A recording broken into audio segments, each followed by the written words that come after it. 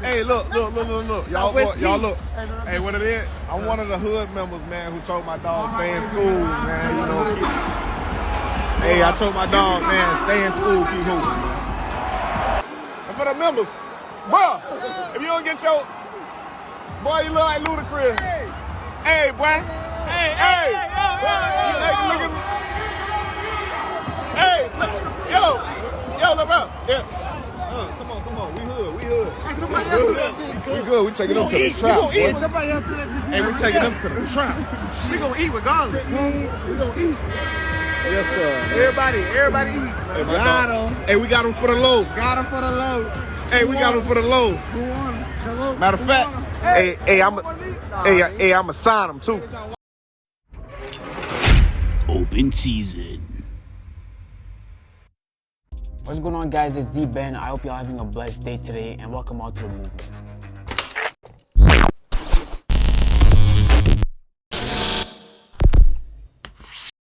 Now, we all know that Ja Morant is a young up-and-coming superstar, and some may even claim that he's already reached that status. He just signed a max rookie contract worth $193 million, and this can go up all the way to $231 million if he makes an All-NBA team.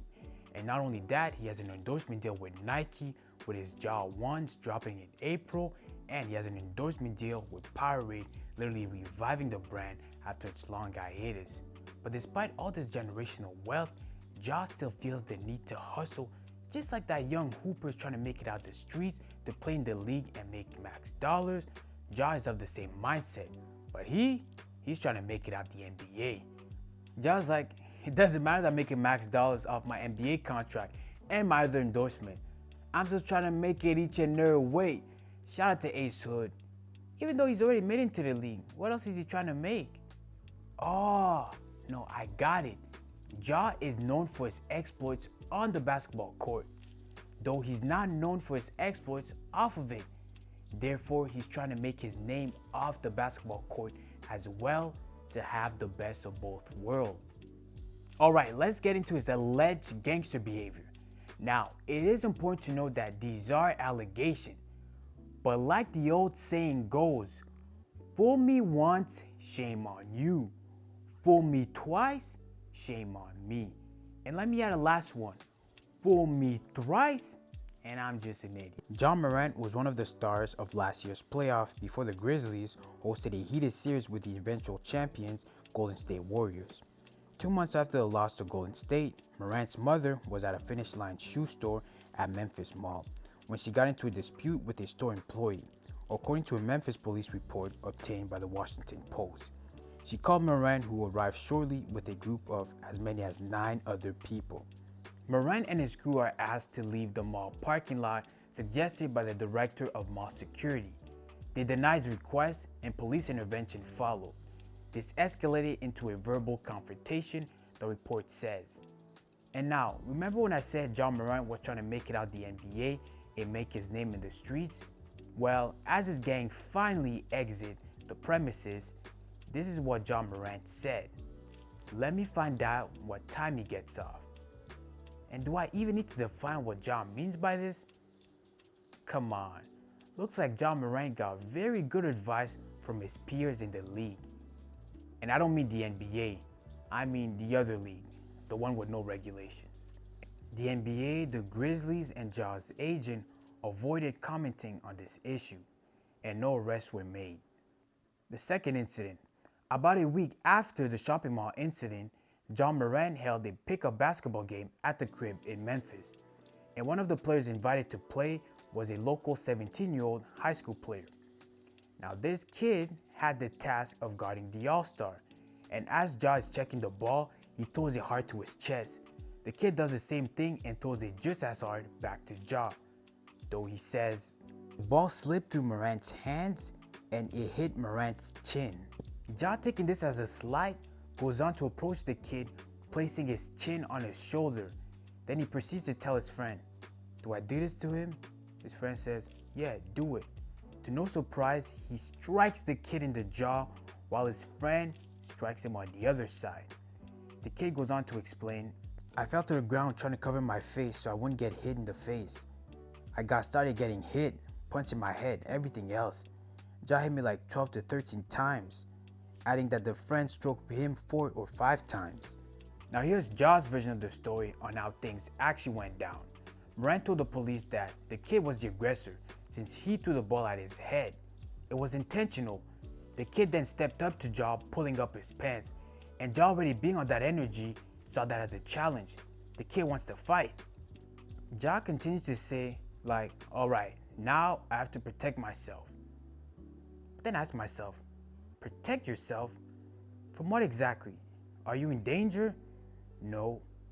Oh, I got it. He doesn't mean protect himself from a threat. No, he means protect my reputation, my brand out in these. Yeah, got it.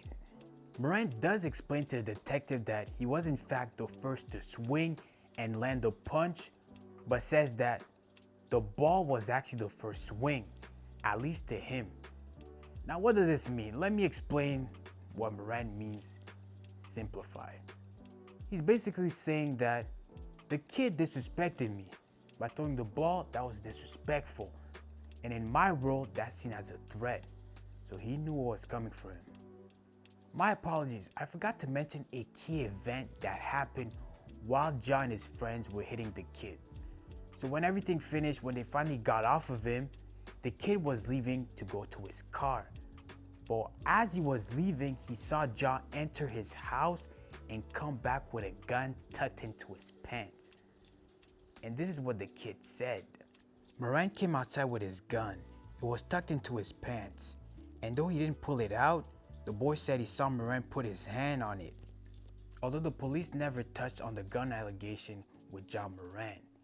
And initially, Ja Morant and his attorney didn't deny these allegations, according to the records. And the witnesses there, including his father, would not comment on the matter. And when detectives tried to get a hold of him, well, they couldn't get a hold of him. So it's awfully suspicious when it comes to the allegations from the kid. And to make matters worse, Ja goes to his IG Live to post a video of him with what appears to be a firearm. Now, it is important to note that it is not illegal to own a firearm in Tennessee, but why would he pull it out in this video? Or allegedly, as some claim that it may be a measuring tape or a stapler or some other type of object.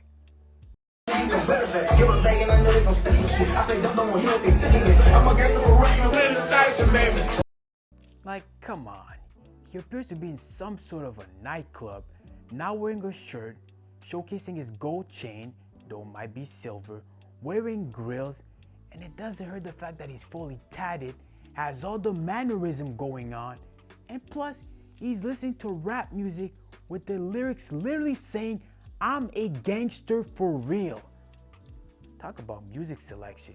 Just communicating, I'm about that life, don't get it twisted. So do you really think he's holding a measuring tape?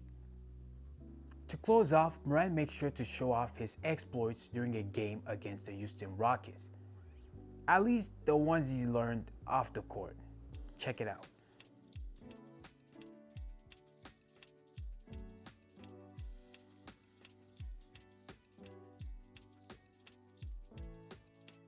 Morant is just out here showing love to all his fans. Come on, you don't discriminate.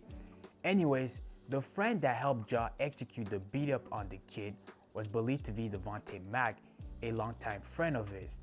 Now, I mention his name because he is relevant in this last incident involving Ja Morant. This occurred during a game between the Indiana Pacers and the Memphis Grizzlies. Things started going down when Christian Duarte of the Indiana Pacers kind of shoved Ja Morant. And obviously knowing Morant, he wasn't going for that, so he pushed him back. And after that, a verbal altercation began between both teams. And even Devontae Mack, Ja's homie, got off his courtside seats to join the parade.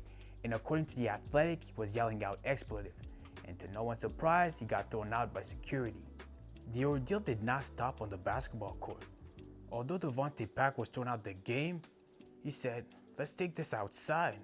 It's like the mindset that he had, right? This kind of reminds me of Everybody Chris, for those who ever watched that show, right? There was Joey Caruso, this bully, right? Started bullying Chris, this, that, and the third, but obviously there's certain things that you can't do within school hours, right? So what he says, let's take this after school hours. So after school hours, they're like in this parking lot surrounded by many kids, and then they start a fight. So this is the same thing. Obviously on a basketball court, there's regulations, certain things you can't do, right? So now him and Devontae Pack, they have to take this outside of the arena where there's no regulation. So now this story here is brought to you by The Athletics. So here we go. After the game, the Pacers players, coaches, and support staff entered the loading area to board a team bus. About 30 to 40 yards away, the bus were two parked cars. Pack and 4 to 5 other men emerged from the cars, walked to within 30 feet of the Pacers group, and began shouting at them. According to sources, the remarks directed at them by Pack and others included, "Come get some of this, and you don't want to know how we roll, and I'll show you what I got." Some Pacers players and others yelled back at them. According to the two people present, Pacers, NBA, and arena security got between the two groups. The verbal sparring continued intermittently for approximately 15 to 20 minutes until Morant entered the loading area. He and Pack and the other dispersed into two vehicles. Morant, Pack, and one other person got into an SUV, sources said. The first vehicle turned towards the bus before exiting up a ramp and out of the arena's loading area. The SUV moved towards the Pacers bus, turned, slowed, and what was when members of the Pacers traveling party noticed a red laser coming from the car and being trained on players, coach, and others. Pack could not be reached for comment. Although Ja may have not been the one that flashed the laser, he was still in the same SUV, so he's just as guilty as the person that flashed the laser. It's not a good look on him. The NBA is now conducting an investigation following his incident, and they're suspending him for the following next 2 games, and the one that is included tomorrow versus the Los Angeles Lakers. Now, I hear the solutions for Ja is that he has to find a better support group, better friends, leave his street friends behind. I think that can help, but the biggest help would be his consumption of hip hop and rap, because what is it really promoting, right? The killing, the drugs, the violence, the baby mama. It's not good. It's really toxicity, and that's what he's putting in his mind. So if people really want to help Ja, find them a better playlist, find them better content to consume, bring them to church, right? Listen to gospel. That is what's actually going to help Ja, not just finding better friends, but it's really what he's consuming on his own time, right? But the NBA, right, they have their connection with hip hop. They're trying to inject that into their game. So I don't know how is it really going to help Ja. Probably it's going to help him more on the PR standpoint. Maybe he's not going to do a lot of the crazy stunts that he was doing, but in his own right, he's still going to do it on the low. At least that's what I believe so. But it is what it is. So I feel like if people really want to help him, that is the root cause. It's not just the friends.